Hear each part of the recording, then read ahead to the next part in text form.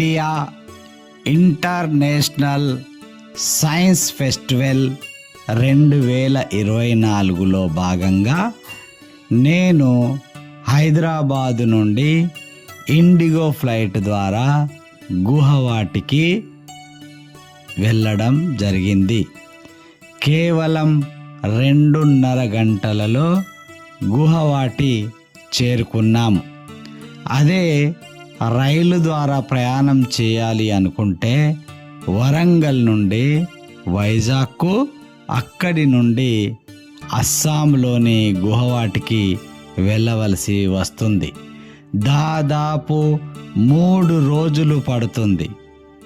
అనేక రైళ్ళు మార్చవలసి వస్తుంది. కాస్త ఖర్చు ఎక్కువైనా ఫ్లైట్లో వెళితే కేవలం 2.5 గంటలలో చేరుకోగలం. గుహవాటికి చేరుకొని కోగానే అస్సాం వారి కల్చర్ ప్రకారంగా ఘనమైన స్వాగతం లభించింది. గుహవాటిలోని బెలటోలా ప్రతిష్ట హోటల్లో బస చేయడం జరిగింది. ఫ్రెష్ అప్ అయ్యాక అక్కడి నుండి కామాఖ్య దేవాలయానికి వెళ్ళి దర్శించడం జరిగింది. అక్కడి నుండి ఫ్యాన్సీ బజార్, గుహవాటిలో కొన్ని సారీసు సామాన్లు కొన్నాం. తిరిగి బెలటోలలో ఉన్నటువంటి ప్రతిష్ట హోటల్లో స్టే చేశాం. Next day India international science festival 2024లో పాల్గొనడం జరిగింది. ఇక్కడ అస్సాం సాంప్రదాయం ఊటిపడేలా డ్యాన్సులతో వీక్షకులను మంత్రముగ్ధులను చేశారు కళాకారులు. కార్యక్రమంలో అస్సాం ముఖ్యమంత్రి గారు, అదేవిధంగా కేంద్ర సైన్స్ అండ్ టెక్నాలజీ మంత్రి గారు కూడా పాల్గొని జ్యోతి ప్రజ్వాలన కార్యక్రమాన్ని ప్రారంభించారు. ఈ కార్యక్రమంలో అన్నింటికంటే హైలైట్ ఏమిటి అంటే చందమామ చేతికి అందిన రోజు. The museum of the moon, IIT Guwahati. India international science festival 2024 విజ్ఞానం పంచుకునే ఆవిష్కరణలు ప్రదర్శించబడే మరియు ప్రోత్సహించబడే ఫెస్టివల్ ఆఫ్ సైన్స్. ఈ పండగ కేవలం ఒక సంఘటన కాదు, ఇది విజ్ఞాన శాస్త్ర భవిష్యత్తుకు సాక్ష్యం ఇవ్వడానికి, అన్వేషించడానికి మరియు సహకరించడానికి ఆహ్వానం. The museum of the moon, IIT Guwahati, Assam.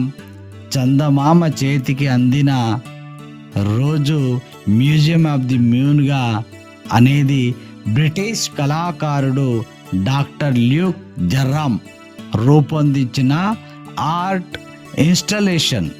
ఇది 7 మీటర్ల వ్యాసం కలిగిన చంద్రుని యొక్క ఉత్కంఠభరితమైన ప్రతిరూపాన్ని ప్రదర్శిస్తుంది మరియు చంద్ర ఉపరితలం యొక్క క్లిష్టమైన చిత్రాలను ప్రదర్శిస్తుంది.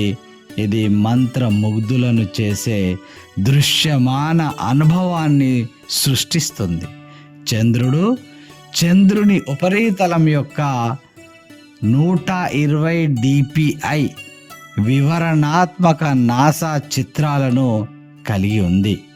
భారతదేశం యొక్క విజయవంతమైన చంద్రయాన్ మిషన్ సందర్భాలలో కళాకృతికి ఎక్కువగా ప్రాధాన్యత ఉన్నది. దీని తర్వాత అక్కడ ఉన్నటువంటి ఆ రాష్ట్ర అస్సాం యొక్క సంస్కృతిని చూపించేటువంటి కళా నృత్యాలను చూడడం జరిగింది. అవేంటో చూద్దాం పద. ఇండియా ఇంటర్నేషనల్ సైన్స్ ఫెస్టివల్ 2024లో భాగంగా సిసిఎల్ వారి మ్యాజిక్ కిట్స్ను ప్రదర్శించారు.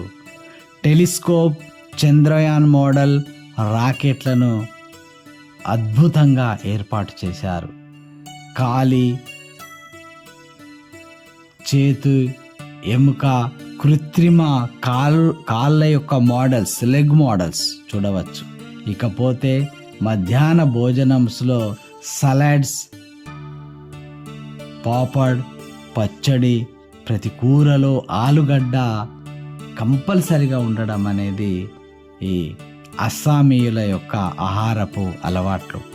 మనం ఎలాగైతే ప్రతి కూరలో టమాటాను వేస్తామో వాళ్ళు ఆలుగడ్డని ప్రతి కూరలో వేస్తారు. నాన్ వెజ్ అయితే ఫిష్, చికెన్, పోర్క్, మటన్ వాటిని ఎక్కువగా తింటారు. రెండవ రోజు సైన్స్ సఫారీ మాస్టర్ ట్రైనర్ నన్ను పరిచయం చేస్తూ నా స్పీచ్ సైన్స్ సఫారీను నేను తయారు చేసిన మోడల్ను ప్రదర్శించాను. పెద్దపల్లి నుండి వచ్చిన భాస్కర్ రెడ్డి గారి ప్రదర్శన జరిగింది.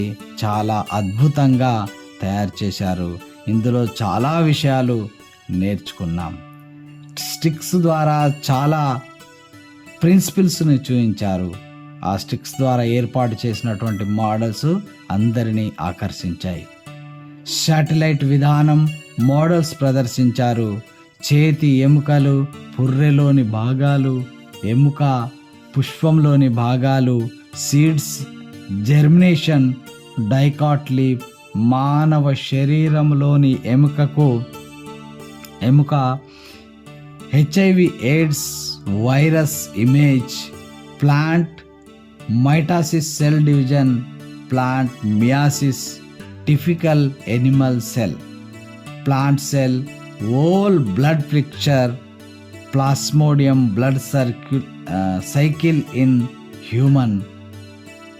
human models with papers.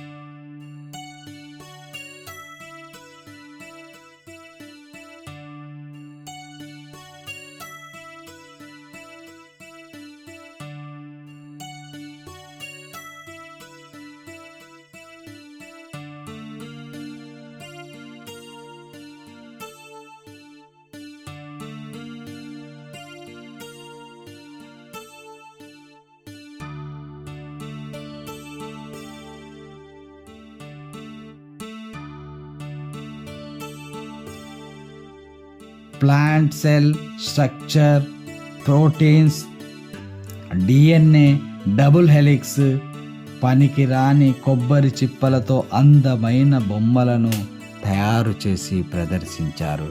ఇలాంటివి ఎన్నెన్నో అద్భుతమైనటువంటి ప్రదర్శనలు ఈ సైన్స్ ఫెస్టివల్లో ప్రదర్శించబడ్డాయి.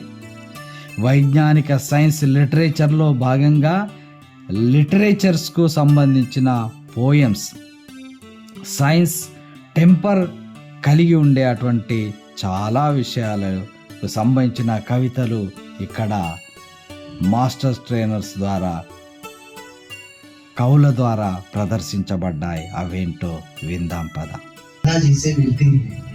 दादी कहती नाक तुम्हारी दादा जैसे मिलती है, नानी कहती हंसी तुम्हारी नाना जैसी खिलती है, और चाची कहती चाल तो एकदम चाचा वाली पाई है, और ताई कहती आदत पूरी ताऊ जी से आई है, और पापा कहते गर्व हमें है आने वाली पीढ़ी पर, और पीढ़ी को चढ़ते जाना है डीएनए की सीढ़ी पर.